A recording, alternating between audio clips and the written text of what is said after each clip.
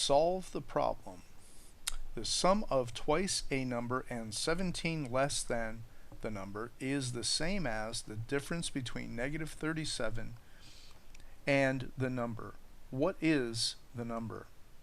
Well, we're going to use a technique of writing the information as it comes, not writing the entire, this of course is going to require the creation of at least one equation. So we're going to try to write the equation as the information comes, not necessarily writing a perfect equation starting from the left and continuously in a sequence to the right until it's complete. So I'm also going to employ the use of blanks, like something belongs in this blank. Or do we have it in the right orientation, etc. Okay, I'm going to use a technique that involves these concepts. Okay, first of all, we need to break down what the words in this sentence mean. Okay, the sum of usually translates to addition. Twice, that word usually means two. It means two times, twice.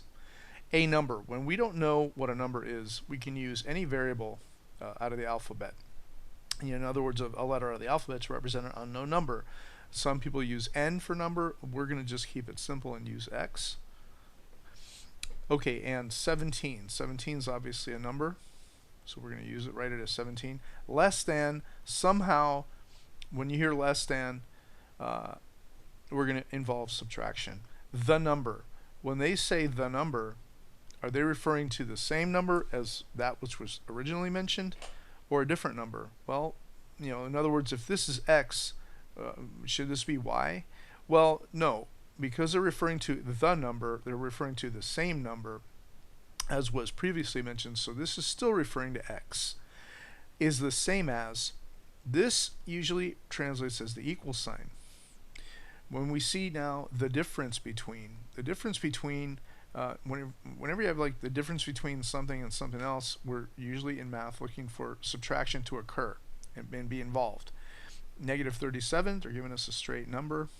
Negative 37, it's a negative number. And the number. Okay, here again is a reference to the number, the same number that has been mentioned all along in this problem. So we're going to use all these facts that are given to us to create an equation. Then at the end, we're going to solve the equation. This means solve the equation that we created. Solve the equation. Okay, so let's take it a step at a time.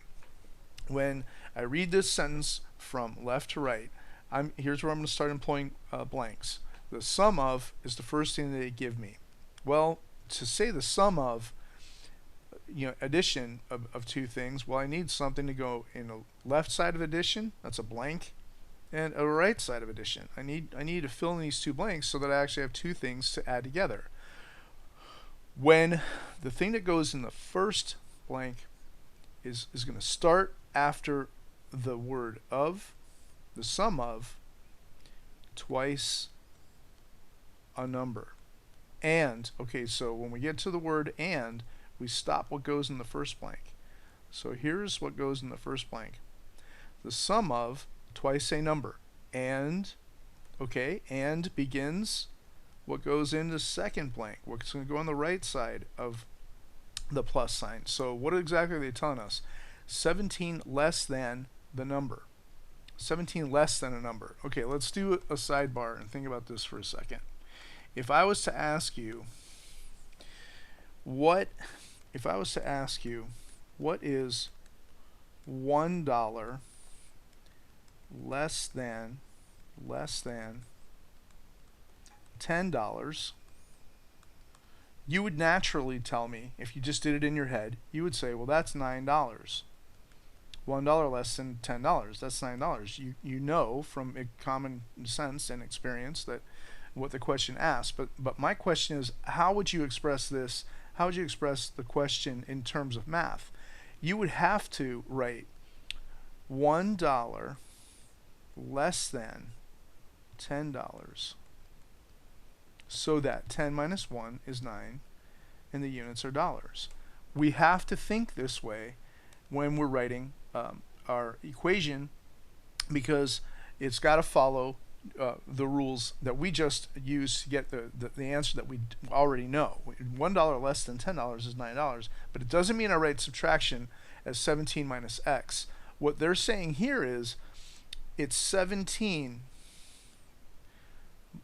less than the number. See how I'm writing that? From left to right as it comes, though. We got 17 and then less than and then the number. But we're going to think like this, like with the way we think about $1 less than $10. So we're going to read this again and see so far if we're okay. Okay, we're looking at the sum of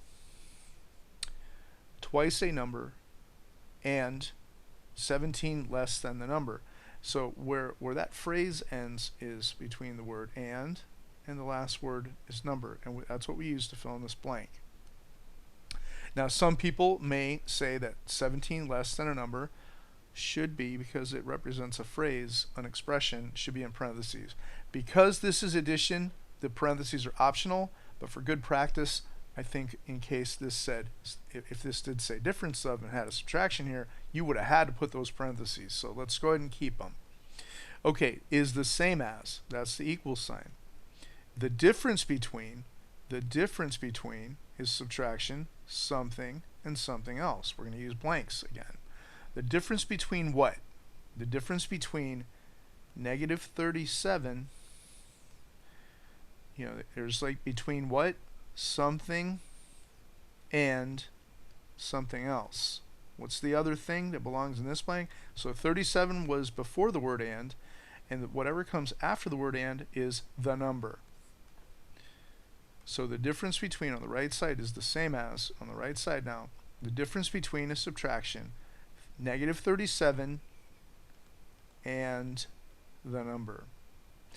So when we read all of this, it translates correctly to the phrase that they are telling us in this setup sentence. Our task now is to solve this equation. So let's talk about solving equations. We're going to solve this thing, solve the equation.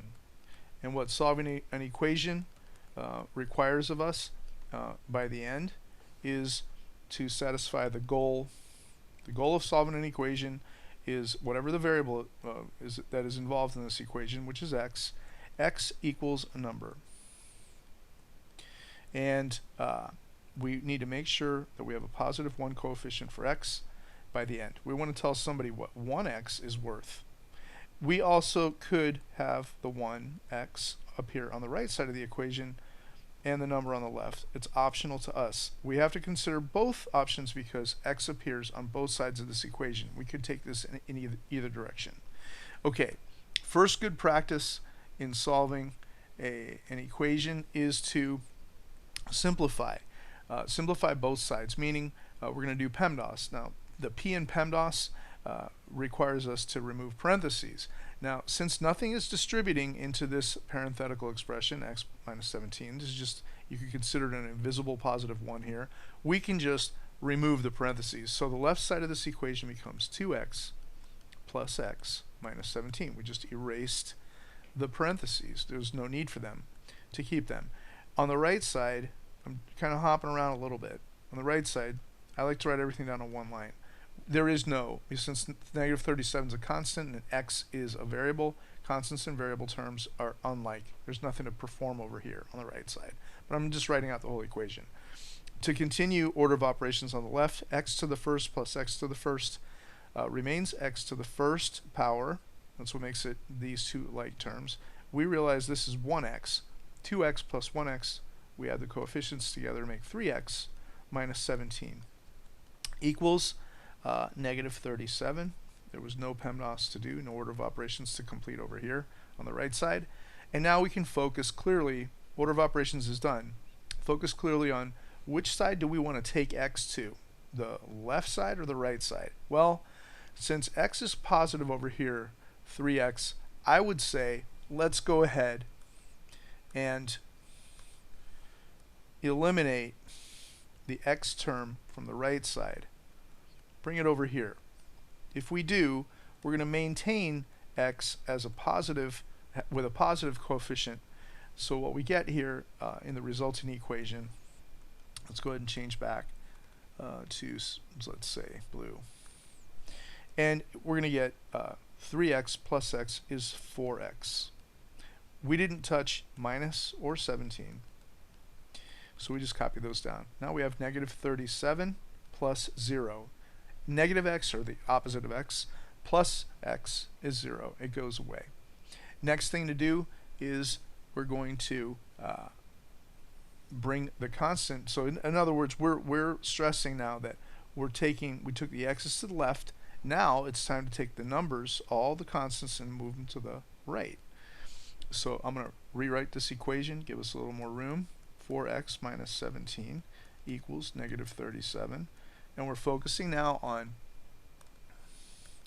working on eliminating, or taking the constant and moving it to the right side. Or another way of saying that is eliminate it from the left side. We're going to eliminate 17 from the left side. What that causes us to do is make sure to balance the equation. I'm drawing this like a little balance.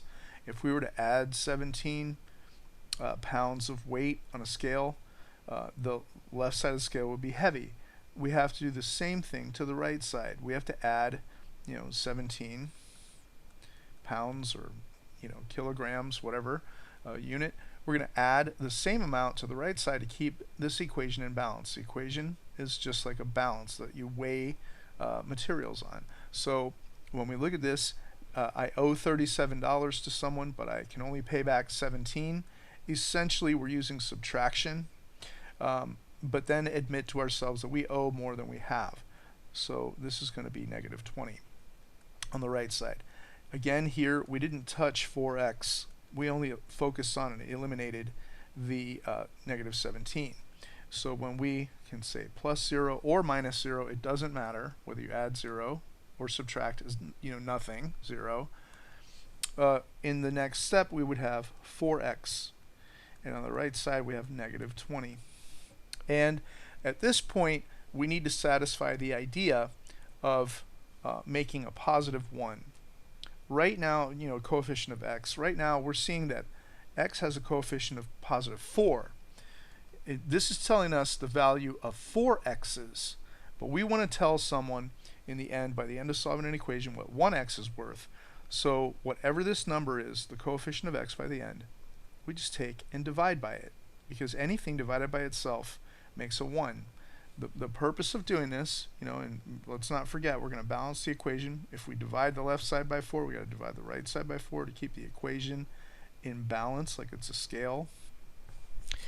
But the purpose of doing this was to make sure, and let's use green, make sure that by the time anything divides into itself, it leaves 1's behind.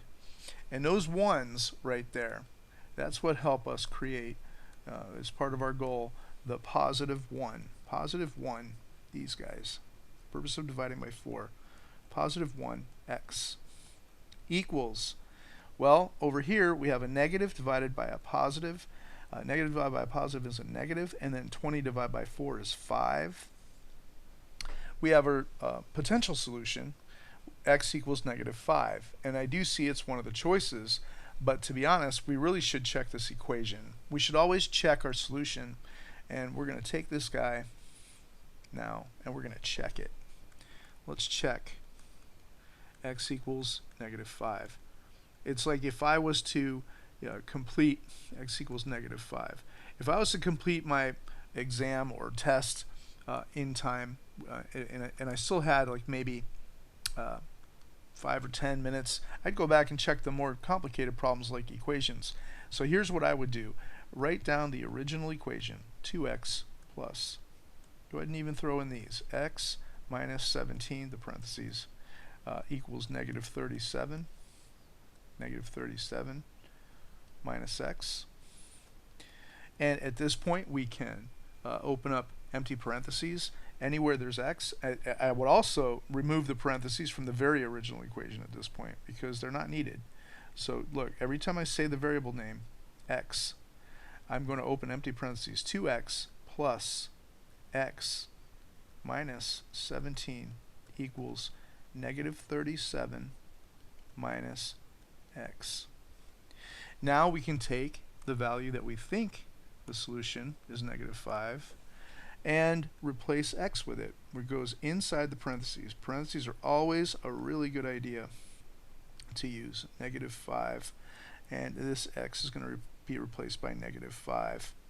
And now we're going to simplify.